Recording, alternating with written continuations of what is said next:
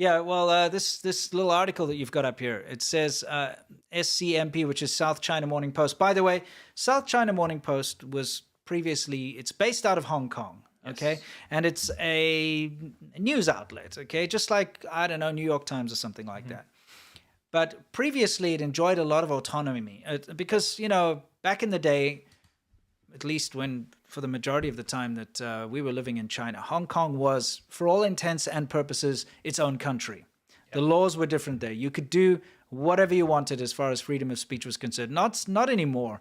China has torn up its agreements. It's gone back on its word. It's broken all its promises. And now if you try to say anything that's against the Chinese government or Xi Jinping, you will actually get punished and you will get arrested and so on. That wasn't the case back in the day.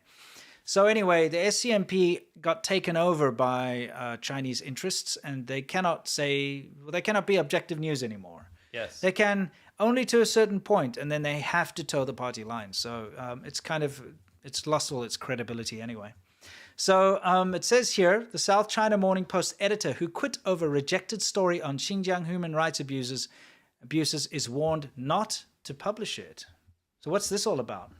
So he basically was, he wanted to quit because he was so upset that they weren't publishing anything about the Xinjiang human rights abuses. But they obviously did research in leading up to that whole thing. So they were going. He was going to publish the story, right? They were like, "Don't do it." So he's like, "Fine, f you, I'll quit." So he quit, yeah. And they said, "If you go on to publish that elsewhere, you're done. You're in big trouble. Be careful." So this is a huge, supposed to be transparent news source, by the way. Yeah. It's been well trusted and liked, that's threatening this journalist from saying anything. So there's obviously something going down. Yeah, obviously there is. And it's awful that, people are being silenced through threats and intimidation. Yeah. Right? Yeah. So that's some Wu Mao stuff going on there. There's some haters over there. Haters going to hate. What's going on here? So there was it says an alarming tale of suspected Chinese influence operation in Thailand, where Samyang Press, founded by Netuit C, says it was offered 2 million baht by a Chinese businesswoman to close down.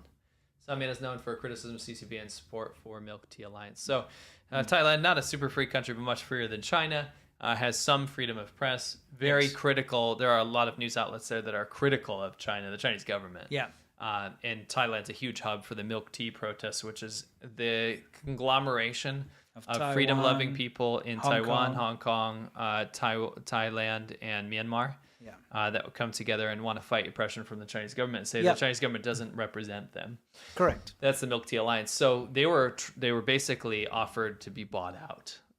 From a lot of, what is it, 2 billion baht or 2 million baht? 2 million baht. That doesn't even sound like a lot, does it? Baht's not very valuable. 2 million baht to USD. It's $52,000. Yeah. Okay. I mean, it's a lot. It's a lot of money. But it's probably not it's probably a small time publication though. Anyway. You see this all over the world. They're really trying to stop CCP's everything. Trying to use money and coercion and bribery to silence any criticism. Yes. I mean, you can look at it from the macro scale. Micro scale doesn't matter. Look at, for instance, the Wu Mao going after someone having a little bit of a frustration because they can't have a Halloween party for the kids anymore. Yeah. Trying to say, get out of here, shut up. They try to silence them. Look at how... It's a little taste of what, Yeah, that's just a very tiny taste. But it gets bigger and bigger, and it gets blown out of proportion to the point where you've got them going after, for instance, they went after our families, our wives, my family in South Africa, to try and get me to silence, to be quiet. How they go after dissidents, which we'll talk about a little later, and their families and all that kind of nonsense. It's incredible. They'll do anything to stop even the basic, most slight criticism of the CCP in China. Yeah. Even got people going out there trying to dig up my tax records and things like that to try and say that I'm doing something weird to try and get me to silence up or whatever, which doesn't work because I'm completely above board. So it's just ridiculous. I mean, I got people that contact me and they're like, hey, did you know that there's this guy living in Shenzhen who's asking if we have any dirt on you and asking if you have access to his tax records and his immigration status and all that. We got people like that going on, contacting multiple Those people are hired by the Chinese government. We know who you are, by the way. Yeah, we do know exactly what's going on. But just, that's the kind of thing they do. They're underhanded. They're scumbags. Yeah. Let's move on. So what's next? Oh, the one dollar, yeah. This one's great. This is in my. It's not great actually. No, I mean, it's not great. It's not great. But, Finished egg. Finished egg, dude. Yeah. $1 actually means like game over. Game over. It's over. I got this message a ton. You got it too. Yeah. From people the other day, and it was coming in hard and fast from Chinese people, and it was even coming from people that were previously supporting Xi Jinping and China. Yeah.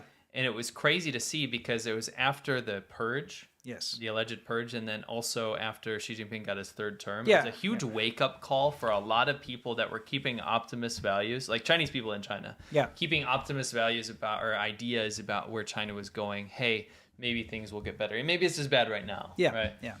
And a lot of people have just thrown in the towel, and this is their phrase, but it was censored. Yeah, essentially, you can't say it's over, it's finished. Yeah. You know, you can't actually use that phrase. Which shows you how big that phrase got. Yeah. If they're censoring it like internet-wide, that means that is something people have been posting about a lot. And they just don't like it. They're like, sure. Got to stop people talking about this. You know, I don't want this to catch on. Right.